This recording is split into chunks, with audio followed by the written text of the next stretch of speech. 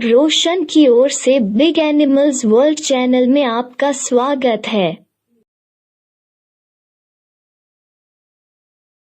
यह इस बात पर भी निर्भर करता है कि विचाराधीन चींटी अपने प्राकृतिक आवास में रह रही है या प्रयोगशाला में रह रही है।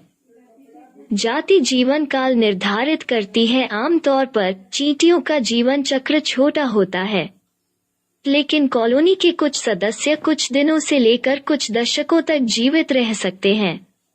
संभवतः जीवन काल को प्रभावित करने वाले सबसे महत्वपूर्ण कारकों में से एक संबंधित चींटी की जाति है। चींटी कॉलोनी पर कब्जा करने वाली रानियां, नर और श्रमिक। नर चींटियां, नर वयस्क केवल कुछ दिनों तक जीवित रहते हैं और मादाओं के साथ संभोग करने के बाद मर जाते हैं। रानी चींटियां, कॉलोनी के अंडे देने वाली चींटी रानियां, सबसे लंबे समय तक रहने वाली कॉलोनी की सदस्य हैं और कई वर्षों तक जीवित रह सकती हैं। कार्यकर्ता चींटियां, श्रमिक, गैर प्रजनन करने वाली मादा वयस्क अवस्था जो कॉलोनी को ठीक से सहारा देने और बनाए रखने के लिए आवश्यक अधिकांश कार्य करती है। कुछ हफ्तों से लेकर कई महीनों तक जीवित रहती है।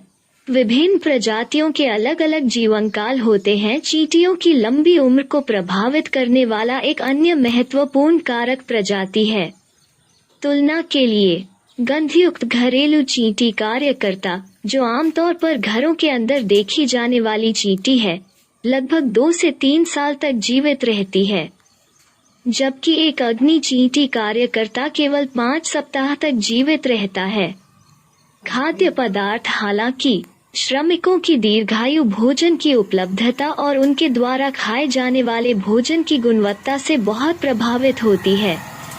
श्रमिक वो जाति है जो संपूर्ण कॉलोनी के समग्र स्वास्थ्य और कल्याण के लिए अपनी भलाई का त्याग करती है। यदि खाद्य स्रोत दुर्लभ हो जाते हैं, तो श्रमिक आमतौर पर कॉलोनी के अन्य सदस्यों की तुलना में कम खाते हैं और इस प्रकार यह सुनिश्चित करते हैं कि कॉलोनी के सदस्यों को अपने अलावा अन्य सदस्यों की निरंतर हार्दिकता के लिए पर्याप्त खाद्य संसाधन